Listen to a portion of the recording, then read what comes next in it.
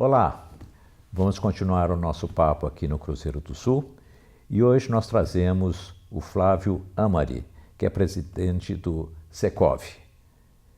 Em vez de eu ficar apresentando o Flávio, que muitos conhecem, inclusive nosso colunista aqui no jornal, eu vou pedir para o Flávio explicar para a gente o que é o Secov. Seja bem-vindo, Flávio. Obrigado, Romeu, pelo convite. É um prazer estar aqui com vocês no Cruzeiro. Eu que sou leitor desde criança do jornal e tenho a honra hoje, depois de ter recebido um convite de já estar no 5º ano escrevendo todas as semanas, sem falhar uma sequer. Faço isso no domingo de manhã na minha casa. Então é muito honroso para mim estar aqui hoje com vocês. O Secov é uma entidade sindical, patronal, que representa 90 mil empresas no estado de São Paulo. Loteadores, incorporadores, imobiliárias, shoppings, flats, administradores de imóveis, enfim, toda a cadeia da indústria imobiliária está na nossa base de representação, que embora seja de âmbito estadual, com a força que tem no estado de São Paulo, acaba tendo também muita interlocução nacional e muito relacionamento internacional também.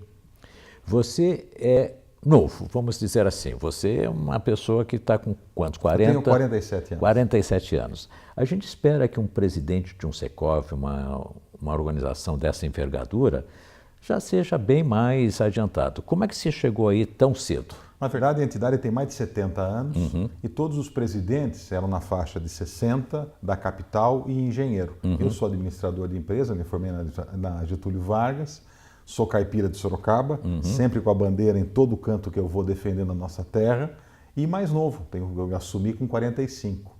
Mas eu tenho esse sangue que eu acho que meu pai me ensinou desde pequenininho de participar. Eu me lembro, Romeu, quando eu tinha uns 10 anos de idade, meu pai ainda na fundação da AELO. A AELO é uma associação de loteadores que eu também fui presidente há uns 10, 15 anos atrás. Eu me lembro de sentado no cantinho da sala acompanhando as reuniões.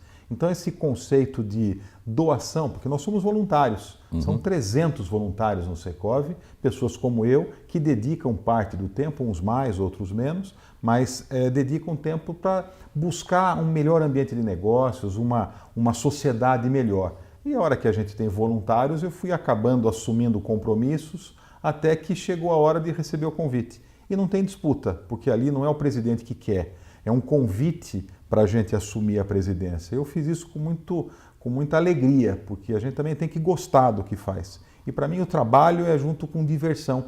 Para mim é muito prazeroso tudo que eu faço. Então, o seu escritório é em São Paulo? Não, eu trabalho aqui mas como atividade empresarial. A sede Secov é em São Paulo ou ela é... Nós temos uma sede em São Paulo, próximo ao aeroporto de Congonhas, na Vila Mariana. É a nossa sede, lá que eu fico. Ontem eu fiquei lá o dia todo, hoje eu fico aqui em Sorocaba o dia todo, porque lá nós somos voluntários, mas eu acabo deixando 20%, 30% do meu tempo na nossa atividade empresarial, que é fazer loteamento em Sorocaba. Mas os despachos todos acontecem, boa parte deles, em São Paulo. Na realidade, o que a gente está conversando é de uma associação que defende os interesses legítimos dos empresários do setor de construção civil. Agora, o que isso traz, o que isso poderia trazer de proveito para quem nos ouve ou para o cidadão comum? Acho que a gente busca construir se a gente for na análise final mesmo, Romeu, oferecer mais moradia. Esse é o objetivo final. Quando a gente oferece mais moradia, tem um custo mais baixo. Quando a gente defende a produção imobiliária, a gente gera emprego. Quando a gente defende a produção imobiliária, a gente acaba aumentando a arrecadação de impostos. Então, ele acaba fazendo com que a economia ela cresça, a economia evolua, buscando trazer emprego para aquele cidadão e, ao mesmo tempo, moradia para aquelas pessoas que, com um país como o nosso, com um déficit habitacional muito grande, essa busca para desburocratizar, facilitar o licenciamento, ser mais rápido nos processos, isso daí acaba, em última análise, oferecendo mais moradia para as pessoas. E quando a gente também oferece informação, ajuda também as pessoas à tomada de decisão. Então, o consumidor pode nos consultar e buscar informações conosco para que a gente possa, dando informações, facilitar o processo decisório no momento mais importante das pessoas, que é a compra da casa própria. Esse trabalho que vocês fazem pensando na moradia, Isso também quer dizer que a gente pode pensar na moradia popular também, ou nós estamos pensando aí em classe média e classe alta? Acho que toda a gama, na verdade, até porque a gente tem na nossa pirâmide socioeconômica, a gente tem todas as faixas de renda. O maior volume hoje concentra na classe média, na média baixa. Então a busca em colaborar com governos, na busca de soluções para a moradia, eu acho que tem um tripé que a gente busca. Mas tem dinheiro para isso? Então, Onde que está esse dinheiro que, digamos, uma família que seja um casal que trabalha e não são necessariamente pessoas ainda de grande poder aquisitivo. Como é que eles podem? Onde que tá o mapa da mina para buscar esse dinheiro? Na verdade, é buscar formas de aumentar a oferta de moradia, porque quando a gente oferece mais, o preço tende a ser menor. Então, quando a gente busca desenvolver na Caixa Econômica Federal uma forma do financiamento do lote urbanizado, é uma forma de facilitar o acesso. Quando nós criamos, há 10 anos atrás, em conjunto com o governo federal, o programa Minha Casa Minha Vida, era uma forma de facilitar o acesso à moradia para essas pessoas de uma baixa renda. Hoje nós estamos desenvolvendo um programa de locação, chama LAR, Locação Acessível Residencial. Nós estamos buscando fazer isso no município de São Paulo e também em nível federal. Muito avançado já o processo de demonstração no Ministério das Cidades, Casa Civil do Governo Federal e também no município de São Paulo, com o próprio prefeito Bruno Covas hoje e também secretário da Habitação, que é o Fernando Chucre. Então a gente busca... Isso seria para aluguel? É uma forma de trazer capital e investimento privado com alguns benefícios para que possa oferecer a locação a um valor subsidiado, mas sem ônus para o poder público, que hoje é muito difícil os orçamentos públicos contarem com verbas adicionais. Então, é uma forma de incentivo a novos investimentos e com capital privado oferecer moradia a custo mais baixo sob forma de locação. Muitas pessoas hoje, com essa mobilidade e essa velocidade com que as coisas estão acontecendo, os jovens principalmente não têm interesse de comprar aquela casa naquele espaço, eles preferem alugar. Isso vale também para a população mais idosa. Muitas vezes os idosos preferem a locação, até porque falta capital, ou estão investindo em outras áreas como a saúde, que necessita de muito investimento. Mas então... eu não entendi uma coisinha, peraí. Acho que você está falando uma coisa extremamente importante, mas me faltou uma coisa aí. Se eu pego um aluguel de R$1.000, tá? Esse é o que está sendo oferecido no mercado. E se eu fosse alugar por esse programa, eu teria uma espécie de um subsídio para isso, alguma coisa? Não, a ideia, o conceito do programa é você fazer uma obra nova e não alugar uma casa ou um apartamento. É construir um condomínio. Isso para o empresário. Para o empresário investir. Tá. E atender dentro desse condomínio uma faixa dele. Você atende uma camada socioeconômica que precisa disso. Sem recursos públicos. A finalidade é a locação, então, não venda de imóveis. Sim, finalidade é a locação e num pedaço. E com benefícios, talvez, como benefícios urbanísticos. A cidade permite com que naquela região se construa tantos metros quadrados de área. Então, o município dá um benefício urbanístico para que você construa mais e, ao mesmo tempo, você tenha, em contrapartida, que atender uma determinada população. Você tem um custo subsidiado, talvez um imposto que você paga. E isso daí se reverte para aquela pessoa que precisa ter, em vez de pagar 1.000, pode pagar 600 ou 500.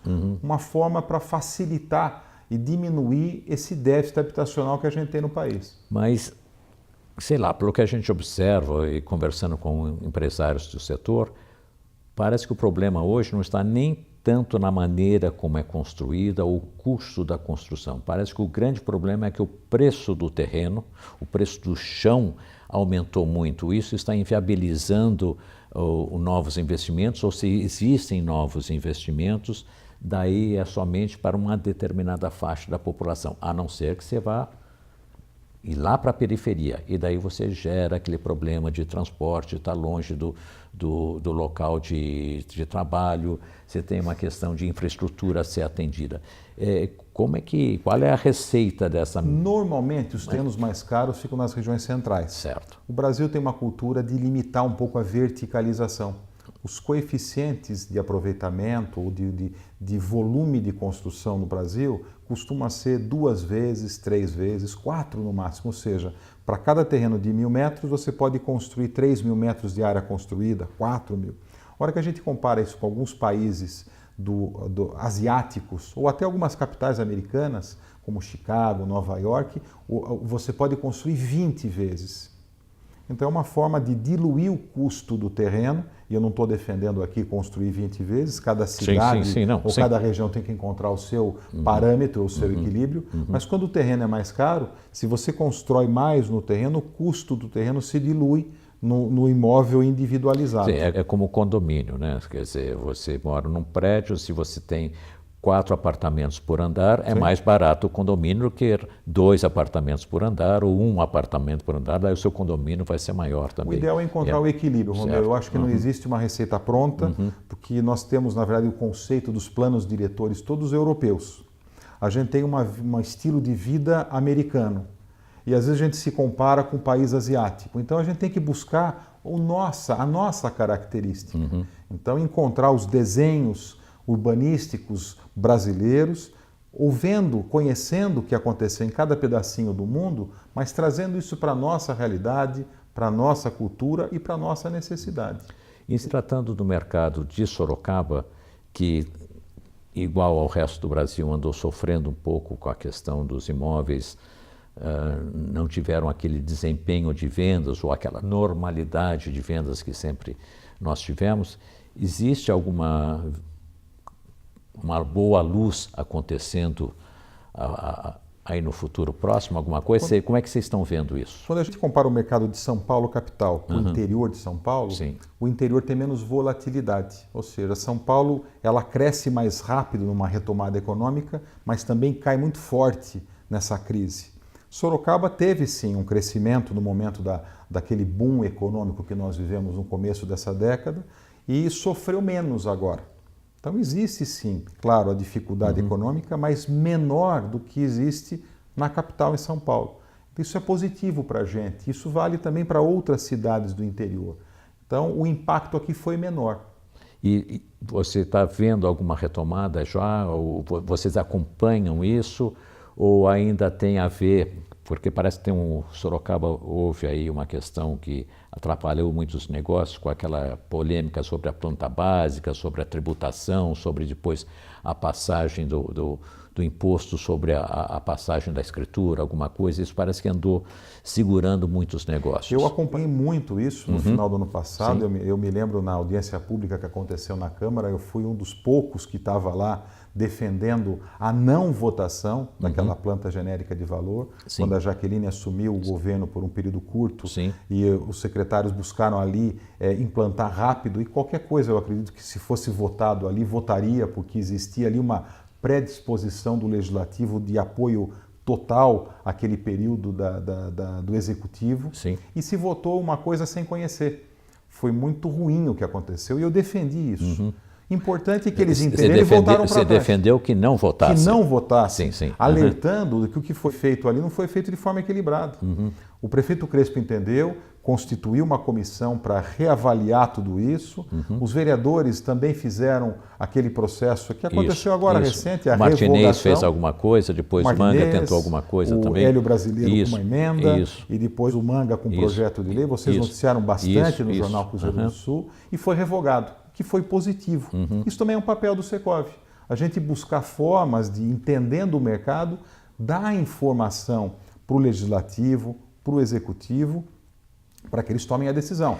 Democraticamente eleitos, mas eles têm que ter informação. Vocês, entre outras questões, são experts no assunto, né? Vocês conhecem a questão de uma forma bastante neutra, se bem que sempre defendendo os interesses da indústria da construção, que acaba defendendo também a questão da expansão do mercado. Expansão do mercado quer dizer mais gente podendo comprar ou locar. Então a gente expande mais essa base. Nesse caso foi uma forma justa do recolhimento do imposto. Certo. O que foi feito naquele período do ano passado trazia injustiça para o contribuinte, e não do mercado imobiliário, mas para todo cidadão sorocabano ou aqueles que investissem aqui, traria injustiça, porque se recolheria um imposto numa base de cálculo elevada e equivocada. Então, que agora voltou para a realidade. Talvez haja necessidade, sim, Romeu, de fazer uma reavaliação dessa planta genérica, porque ela está desatualizada, mas não como ela foi feita.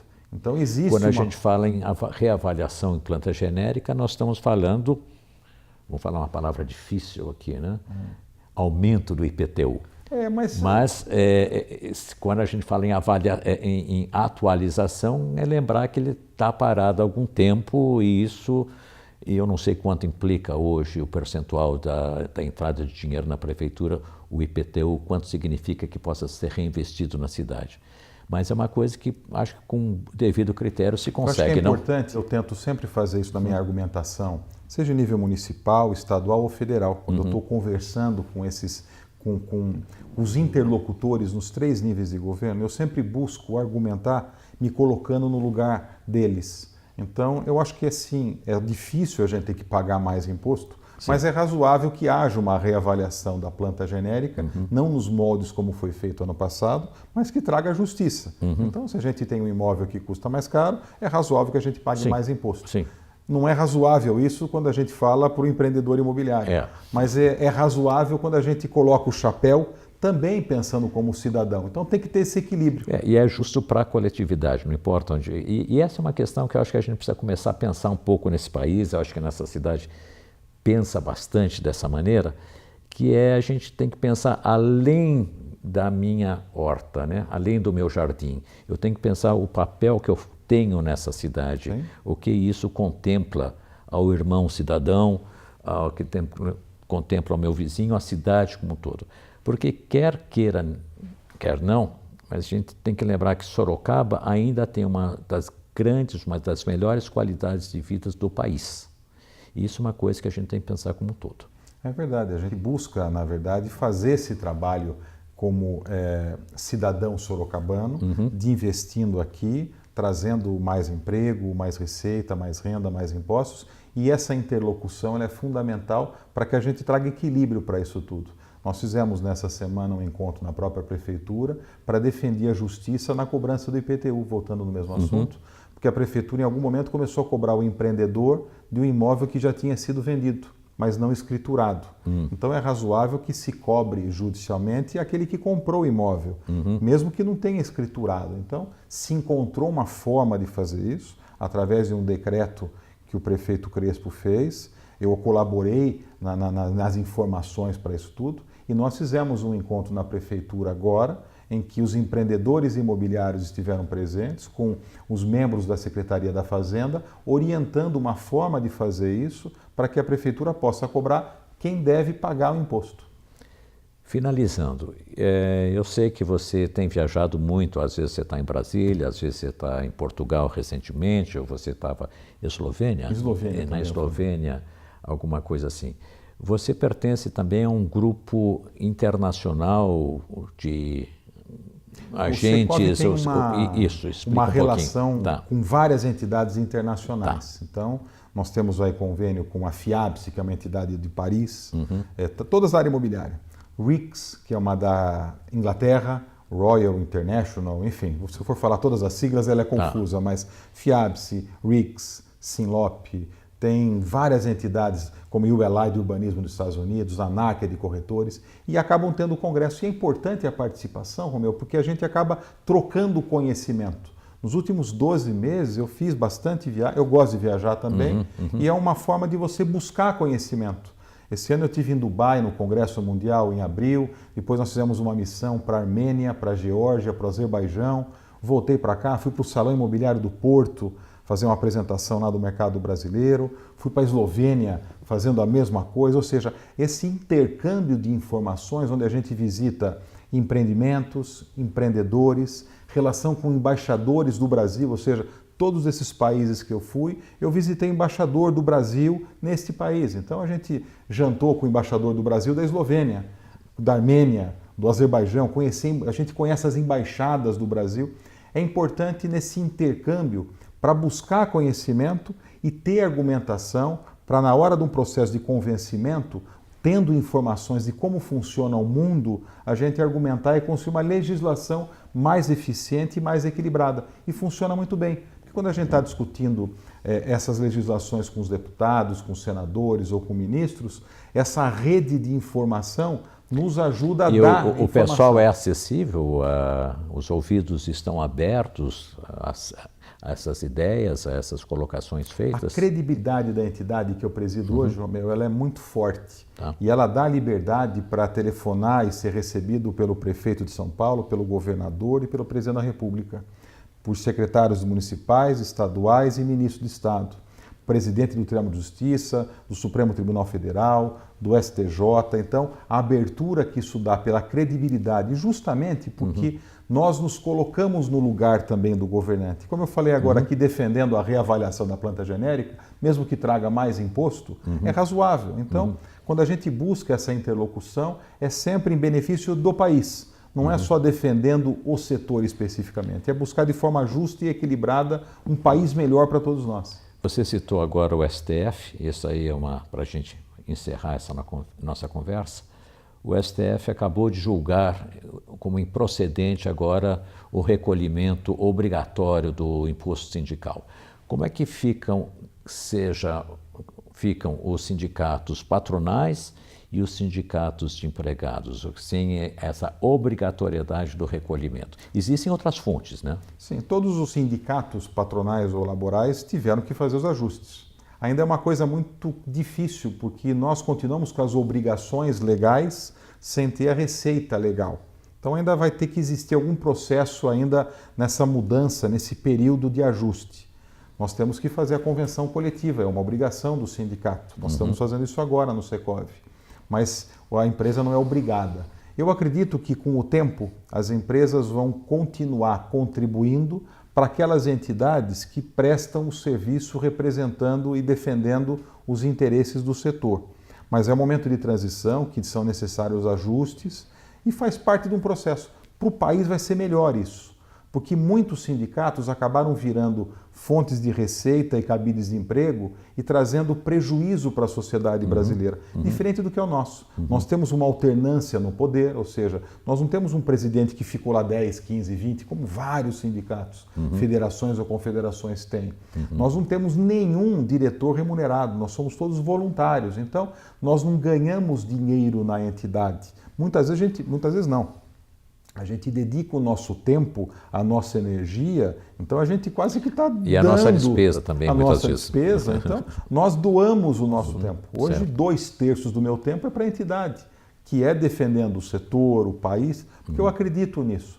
Da mesma forma que eu acredito que essas empresas vão buscar reconhecer o trabalho daqueles que estão fazendo uma defesa do setor ou do país e vão continuar contribuindo. Talvez menos do que a gente tinha antes, mas faz parte do processo e para o país foi melhor essa decisão do STF. Ok, Flávio, nós agradecemos a sua presença. Acho que a nossa conversa foi bastante elucidativa para o nosso público, que pode sempre acessar aqui no jornalcruzeiro.com.br e talvez até no site do Secov. Muito obrigado. Obrigado, Romeu. Obrigado a todos vocês.